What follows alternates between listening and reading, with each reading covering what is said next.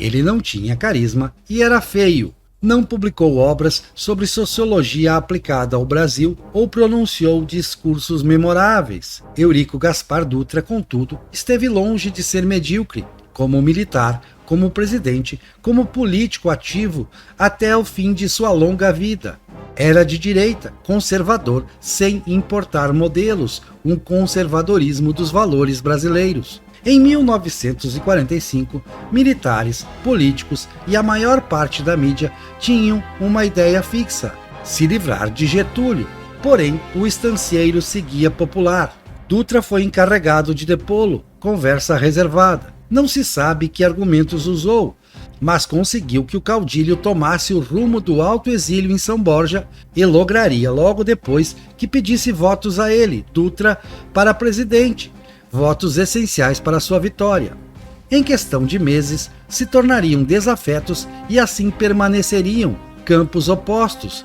O presidente Dutra tomou o caminho da ortodoxia, da austeridade e se encontrou 2 vezes com Harry Truman para pedir investimentos dos Estados Unidos no Brasil. Os americanos eram os únicos com dinheiro após a Segunda Guerra Mundial. Tinham motivos para adorar o Brasil, Dutra em especial, mas os recursos foram todos para o Plano Marshall, para a Europa. Mesmo sem o justo e devido apoio externo, Dutra entregaria o país com um aumento de 20% na renda per capita e tendo investido em ensino básico e infraestrutura. Impopular, porém, não entre os militares, em que era símbolo de coerência, lealdade e conservadorismo de boa cepa brasileira. Eles vinham do Rio Grande do Sul e de Santa Catarina.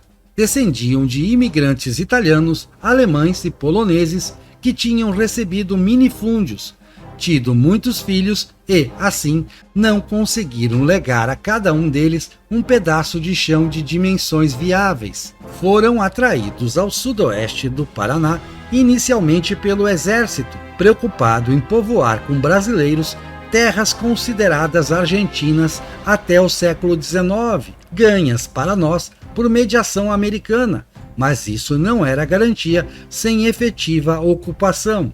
A colônia agrícola General Osório, empreendimento militar, distribuiu glebas de pequena dimensão e ferramentas aos chegados a partir de 1943. De graça, pois o país ganhava com aquela reforma agrária. A rigor, não poderia, pois a área estava sub júdice. Em 1950, uma empresa privada argumentou ser dona das terras e passou a cobrar dos poceiros. Quem resistia era espancado ou sofria violências piores. O governo do Paraná, quando intervia, era a favor da empresa, não reprimia seus jagunços, bandidos a soldo de usurpadores. Até que, em 10 de outubro de 1957, os colonos tomaram a sede do município de Francisco Beltrão, armados e decididos a não desistir sem que o governo invalidasse a propriedade da empresa privada sobre o sudoeste paranaense. Fizeram justiça pelas próprias mãos e venceram. Seus descendentes levariam a região a prosperar com um modelo de sociedade horizontal e solidária. Muitos deles, com mais descendentes de imigrantes inicialmente assentados no sul do Brasil, criariam novas fronteiras agrícolas no Mato Grosso, em Rondônia, Goiás, oeste da Bahia e Piauí, em magníficos exemplos de coragem, iniciativa e dedicação ao trabalho, diversificando e multiplicando a produção nacional. A revolta dos colonos de 1957 é um marco da valentia de injustiçados, expoliados.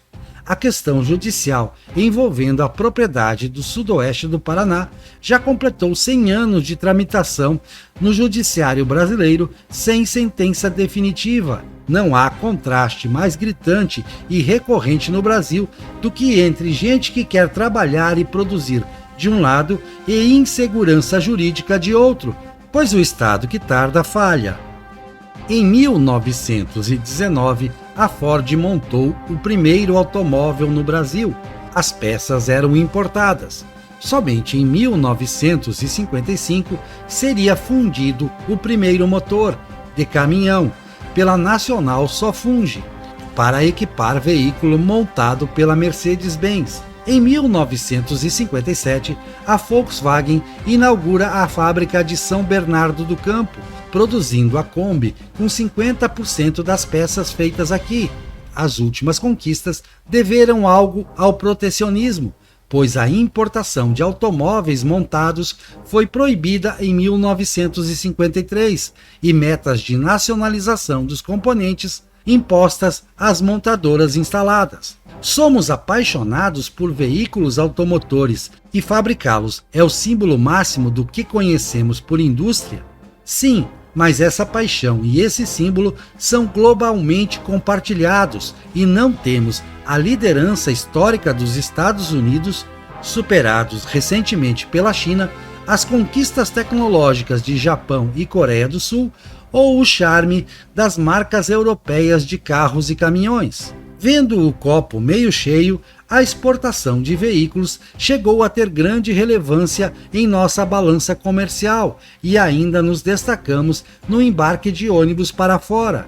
Fomos pioneiros em mover carros de passeio com biocombustível, etanol, em larga escala, e nossa indústria automobilística permanece entre as 10 maiores. Chegou a ser a 7ª do mundo.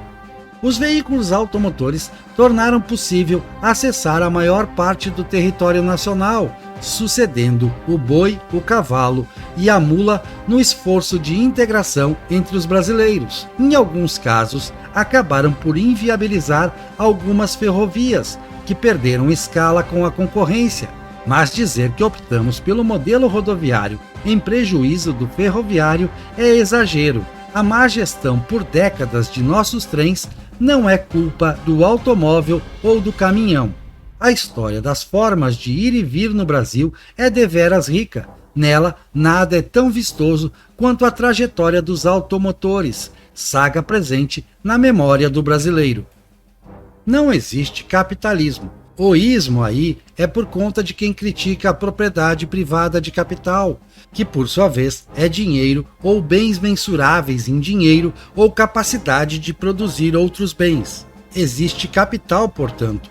É o fato. No Brasil havia pouco em 1956. Os donos desse pouco não se sentiam motivados a arriscá-lo em novos empreendimentos, a menos que o Estado desse o exemplo. Lucas Lopes e Roberto Campos, dessas inteligências que marcam seu tempo, criam um plano de metas para dar dinamismo à economia brasileira.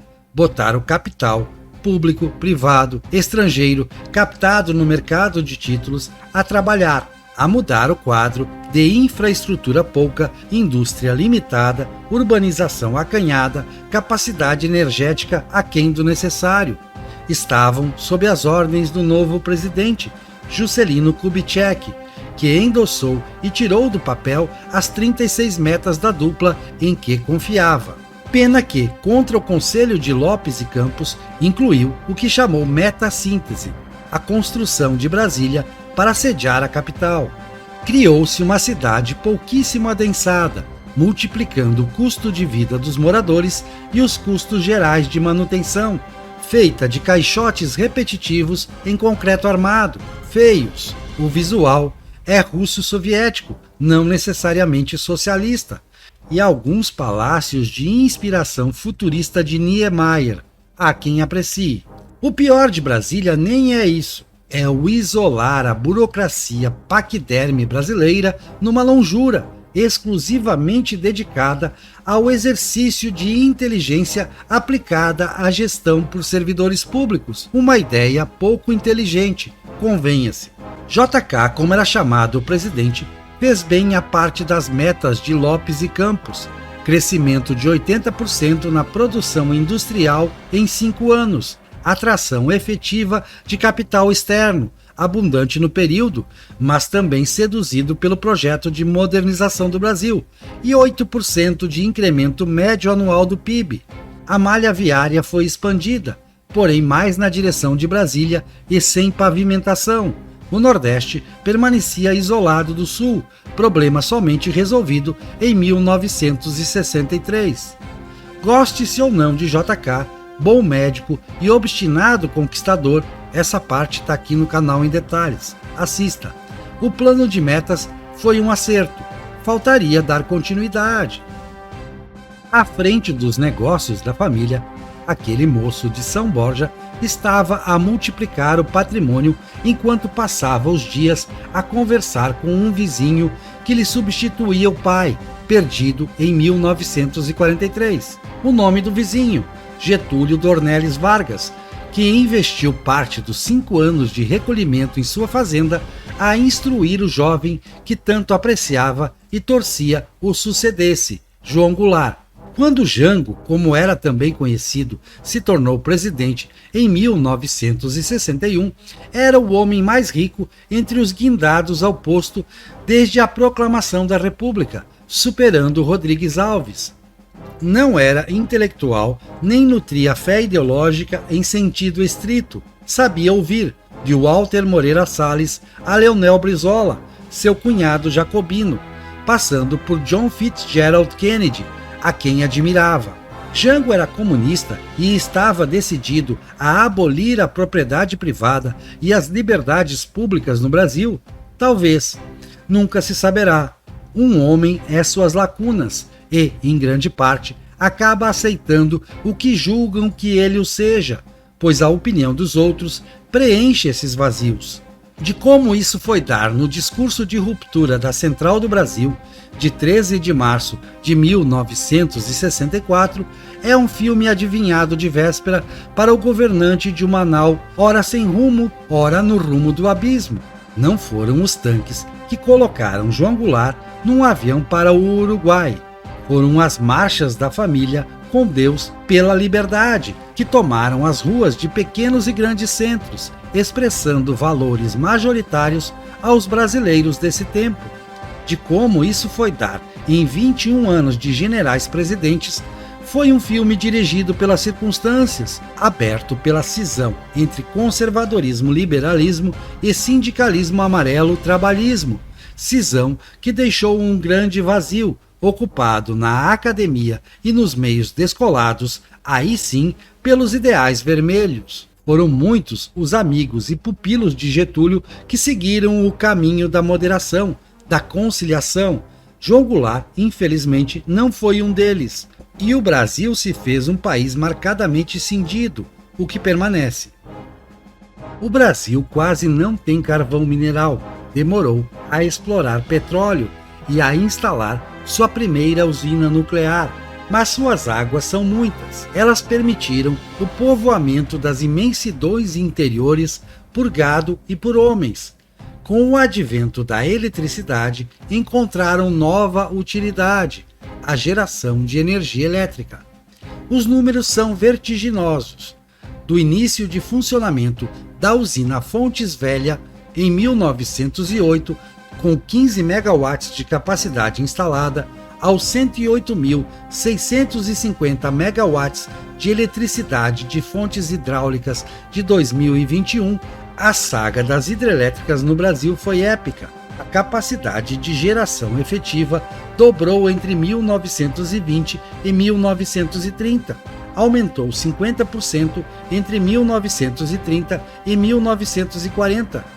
Outros 50% nos 10 anos seguintes, mais que dobrou entre 1950 e 1960. Feito repetido em proporções semelhantes na década seguinte. Entre 1970 e 1980, o maior salto, 173% de aumento de oferta de energia dessa fonte limpa e barata, exemplo de sustentabilidade quando pouco se falava nisso. A opção pelas águas fez o Brasil competitivo e ajudou a, em 1975, alcançarmos a melhor posição relativa no PIB global da série histórica. Resistências extremadas à formação de novos reservatórios reduziram o ritmo de crescimento da matriz hidráulica, obrigando o país a opções mais caras, como as termoelétricas e as eólicas, fonte renovável, mas de menor vida útil. Contudo, as águas, em 2022, seguiam respondendo por 58% da geração de energia elétrica no Brasil, resultado do esforço de gerações para domar o curso de nossos muitos rios. É controverso se o mineiro Santos Dumont inventou o avião. É certo que o cearense Casimiro Montenegro Filho inventou o Instituto Tecnológico da Aeronáutica, o ITA, um dos mais bem concebidos, se não o mais bem concebido centro de ensino superior do Brasil, instalado em São José dos Campos, em 1950. É lastimável que o Brasil se ufane menos do segundo feito do que do primeiro, com estudantes e professores residindo no campus, cobranças por resultado e disciplina. A formação de engenheiros aeronáuticos no país teria sua excelência traduzida no voo da primeira aeronave brasileira, em 1968, a EMB-100, protótipo do Bandeirante, bimotor turbohélice que se revelaria ideal para fazer escala em pequenos aeroportos espalhados por nossa imensidão territorial. Sucesso também no exterior, comprador de 245 unidades dessa conquista brasileira extraordinária. A Embraer, fundada em 1969, é resultado direto da criação do ITA e do Centro Técnico Aeroespacial. Ocupou inicialmente área contígua a essas instituições. Privatizada em 1994, passou a fabricar jatos para até 144 passageiros, além de seguir com a produção de aviões militares, incorporando tecnologias nacionais. Competindo com fabricantes americanos e europeus, conquistou tal fatia de mercado que a receita de vendas pesou consideravelmente na balança comercial do país. De existência quase centenária, Montenegro Filho viveu para ver seus sonhos mais grandiosos realizados, não para usufruir do reconhecimento popular merecido. Nenhuma nação se desenvolveu sem concentrar a maior parte de seu povo em cidades. É lógico, racional e errado pensar que o êxodo rural afete negativamente a produção agropecuária. Dá-se o contrário, pois os empreendimentos rurais que empregam menos gente é porque empregam mais tecnologia, fator predominante para a produtividade do campo. É difícil chegar a comparações numéricas entre países, pois os critérios para classificar os que moram em aglomerados pequenos isolados variam de demógrafo para demógrafo. Uns os contam como urbanos, outros como habitantes do que não passa de uma agrovila, dada a ausência de certos benefícios citadinos e a forte relação com a ruralidade em volta. No Brasil, ao longo do tempo, prevaleceu a primeira corrente. Por ela sabemos que, em 1950, 64% dos brasileiros ainda viviam no rancho fundo, bem para lá do fim do mundo. A virada só acontece em 1970, quando 56% dos nacionais habitam a sede de um povoado, distrito ou município. Se o excesso de ruralidade atrapalha e enxugá-lo é pré-condição para a prosperidade nacional, a simples transição traz ganhos, mas não garantias. Argentina e Venezuela urbanizaram seus povos para em seguida empobrecê-los. O Brasil colheu benefícios mais concretos da multiplicação e crescimento de suas cidades, ainda que muitas delas sejam amontoados. Se, até o final do século XIX, a favelização era rigorosamente prevenida, admitido o cortiço como alternativa, menos deletéria à qualidade de vida de seus habitantes, a falta de planejamento e, sobretudo, de fiscalização, de presença do Estado, deu lugar no século XX à proliferação do que tecnicamente é chamado aglomerado subnormal, resultado do que se traduz no eufemismo ocupação espontânea. Houve casos de investimento estatal em urbanização, os conjuntos habitacionais que regrediram à favelização. Pior, emergiram correntes de pensamento favoráveis ao modelo caótico de ocupação espontânea predominante em grandes e pequenas cidades brasileiras. O é bonito morar em casas precárias e conviver com o esgoto a céu aberto partiu de gente que ali não vive, claro. O lento e tardio processo de urbanização do Brasil trouxe com ele avanços extraordinários. Falta, na maior parte das cidades, ordená-lo pela otimização do uso do espaço e fazer cumprir os ordenamentos. No campo, os avanços foram maiores, menos adensamento, muito mais produção. O grande problema do Brasil em 1986 era a burrice, com o perdão aos asininos injustamente associados à insanidade. Naquele ano, o voto para deputados e senadores incluía a licença para fazer uma nova Constituição por maioria simples, uma Assembleia Constituinte, portanto. No bolo eleito, não foi pequena a bancada a propor tabelamento de juros na Carta Magna, como se não fosse uma ideia de jirico. A estrovenga não constava de nenhum manual marxista, era puro populismo voluntarista bocó, associado à esquerda. 2 anos depois, nasceu a geringonça, extensa, pormenorizada, sonhática e equivocada, receita para o desastre, pois obrigava aumento de carga tributária para sustentar gastos de má ou péssima qualidade, ao tempo em que dificultava a vida de quem desejasse produzir.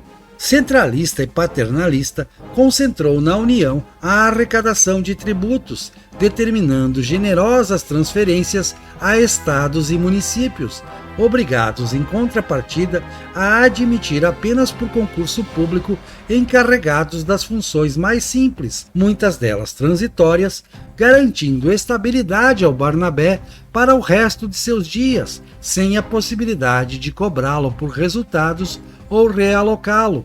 Vinculações percentuais obrigatórias de despesas para a saúde e educação dariam no previsível, piorariam a qualidade do gasto nesses setores. Quem é obrigado a gastar tende a gastar mal. Havia consenso na época quanto à dívida social a resgatar e a atribuir todos os males do país aos anos de chumbo, o período 1964-1985, governos tidos como de direita, ainda que antiliberais em economia. Sim, a forma como o Brasil tratava seus pobres era cruel, sem dúvida, mas a opção por dar o peixe, não ensinar a pescar e dificultar de muitas formas que mudassem de condição, só fez acrescentar sofrimento a quem carecia, sobretudo, de conhecimento, negado sistematicamente por um ensino público deficiente e já então ideologizado, ideologia menos marxista do que simplesmente ressentida. A Constituição Cidadã, como foi chamada, seja lá o que o apelido signifique, teria de ser emendada muitas vezes para que doses elementares de racionalidade moderassem seus efeitos, considerando que as mentalidades não evoluíram muito de lá ao início da década de 2020, seria uma temeridade, porém, convocar outra constituinte, ruim com ela, pior com outra. Dos franceses, o gosto por chamar qualquer mudança superficial revolução. Dos russos, o gosto pelos planos econômicos a partir dos quinquenais de Stalin, que substituiu Robespierre nas almas redentoras brasileiras. Nos 9 anos anteriores a 1994, foram 5 planos destinados a resolver o problema da inflação, sem remédio e piorando desde 1910. Todos previam congelamento de preços, a medida econômica mais estúpida possível, de evidentes efeitos negativos sobre a economia como um todo, pois detona a confiança entre os agentes e desorganiza a produção. O Plano Real, obra de belo time de economistas, sob a batuta de Fernando Henrique Cardoso, ministro da Fazenda, depois eleito e reeleito presidente, combinava sofisticado sistema de indexação não engessante com a disposição para tirar esqueletos do armário, como o rombo nos bancos estatais e estaduais, também no Banco do Brasil, provocado por uma combinação entre irresponsabilidade e roubalheira. Índices decentes de inflação prevaleceram desde então, com breve período de risco de dominância fiscal, nome técnico para a perda de eficiência da ação de controle do Banco Central entre 2015 e 2016. A calmaria permitiu melhorar o planejamento de indivíduos e empresas, afastando o fantasma de novo congelamento. O sucessor de FHC na presidência colheria a maior parte dos resultados benfazejos do Plano Real, complementado pelo sistema de metas de inflação pela calibragem da taxa de juros. Esse, porém, não era o único problema da economia nacional. Em longo prazo, a produtividade geral dos fatores é tudo, pois ela determina o PIB e determina também, naturalmente, o preço dos salários livres. Nisso, o país não acompanha o resto do mundo desde 1980 pelo menos, resultado dos entraves ao aumento da produtividade e da ausência ou insuficiência de reformas necessárias para estimular esse incremento. Os brasileiros estudam e trabalham, mas na maior parte não melhoram de vida, ficando para trás na corrida dos povos em busca da prosperidade. A frustração alimenta a raiva, disseminada. Onde erramos, as respostas são óbvias, mas a raiva não permite que as encontremos pela via da racionalidade. Deus cuide de nos dar um futuro melhor. Nós não nos sentimos motivados a isso.